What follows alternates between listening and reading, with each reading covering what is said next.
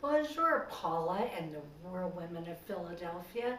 My name is Tricia, and I'm here today to show you how to make a classic French recipe, duxelles, with Philadelphia brand cream cheese. Uxelles is a small village in Belgium, and many years ago, the Duke there, he was like, "Oh, I am so bored with our usual food here. Chef, can you not make me something special, something wonderful?" And the chef went to work and created this mushroom dish. And everyone liked it so much that they named it for the Duke of Uxelles. Duxelles. It's a perfect match. Too bad for him they hadn't invented Philadelphia brand cream cheese at that point. Philadelphia cream cheese is a wonderful canvas for flavor, and it also has a great texture and makes duxelles more spreadable and more usable in so many other presentations. So the first thing I'm going to do is toast my walnuts. Some people toast walnuts in the oven. I can't do that. If I do it, I then 15 minutes later go, "What is that smell?" "Oh, burned walnuts." So I do them on top of the stove in a dry skillet. This is very easy to do this way because you're going to be standing there for as long as it takes, 3 to 4 minutes at the most. And the nice thing about it is sometimes walnuts have that kind of bitter, tannic kind of flavor that this eliminates that and makes the walnuts really good, and plus gives them a little extra texture. After your walnuts are nicely toasted, put them on the side. Use that same skillet again. Add your butter and some nice olive oil. Let that heat up until it's nice and foamy. Olive oil and butter are very good friends, and they come together in a very nice way. Now the mushrooms I'm using for this, I'm using baby bellas, but you could use any number of other kind of mushrooms that have a good strong flavor. Like shiitakes, you can use baby bellas, you can use cremini, they're all different kinds. So this is the kind of mushroom. I just give these a rough chop and put them into my food processor. When they're in the food processor, get them nice and small. You want a fine chop on the mushrooms.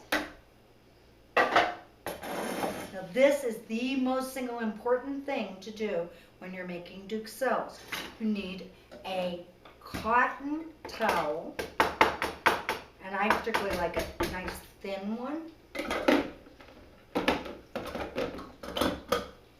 And just put them right on the towel and fold it up and squeeze the liquid out of those mushrooms. You'll be amazed at how much liquid comes out of the mushrooms. If you fail to do this step, your mushrooms won't come out.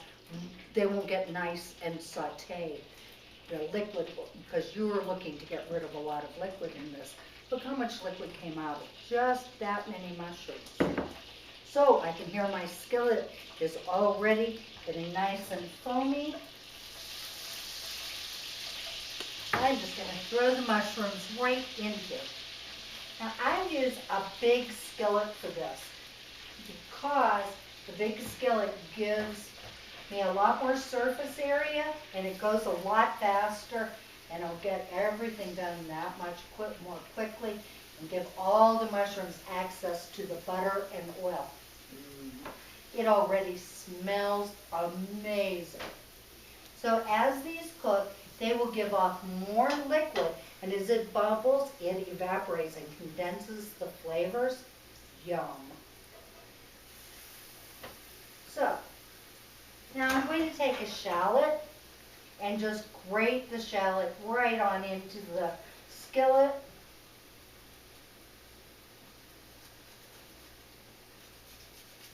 That's it. Use a mildly flavored onion. You don't want anything too strong. You don't need to use a shallot. You can use a green onion or a regular onion that's just mild. You don't want it to take over the flavor. Also, a clove of garlic. Do exactly the same thing with your garlic. Just grate it right on in there. Yum. This just smells heavenly. So more liquid is coming off of this. Now I'm going to add fresh thyme. I love fresh herbs, and there's no reason everyone shouldn't grow them. You can grow them in a pot in your kitchen. You can throw them in the ground. Many places they'll winter over. Some of them will turn out to be trees after a while. So even if you don't have a green thumb, grow your herbs. Especially you can do oregano, thyme, rosemary, cilantro, all those wonderful things. And it's very inexpensive. So in goes the thyme, a pinch of salt, a pinch of pepper, and that's cooking up beautifully. So in my food processor, you don't even need to clean it. This is a very easy recipe. I'm putting 4 ounces of Philadelphia cream cheese and 2 tablespoons of butter. Let's just, you just want to make this to a spreadable consistency. Excellent. Now,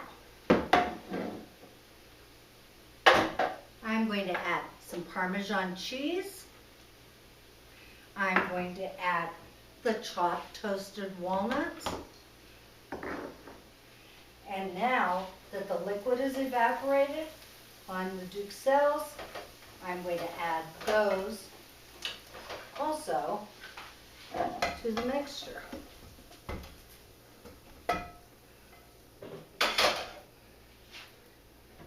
And put the lid on it. And just give it a few more spins. Make sure you scrape down the sides because you want everything nicely combined. Oh. So this is the stage at which you want to taste it.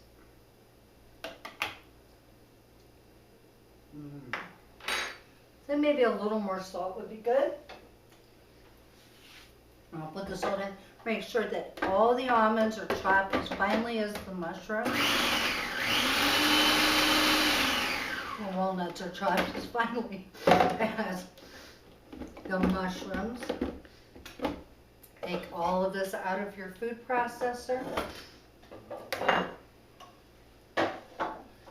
And your spread is ready. You can let it sit. It's much better even the second day, but serve it at room temperature. And what I've done today for my application, and I think there are a million things you can do with this. I think you could stir it into cream of mushroom soup. Oh my goodness, that would be so good. Or put it under the skin of chicken that you're roasting. So I think really the sky's the limit with all the things. Today, I'm making a canapé with it. And I'm just taking a cracker. I've got some herb salad from the grocery store and chopped it up pretty fine. Sometimes they call it mosh or herb salad. And I made a lemon vinaigrette with the juice, with the juice of the lemon. Add a little oil, add a little salt and pepper, and mix that up well. Just dump that over your salad. Put the duxelles on a cracker. Add a little bit of the mosh to the top. And top with a nice little grape tomato. That looks so good and it tastes even better. Bon chance, y'all. Good luck.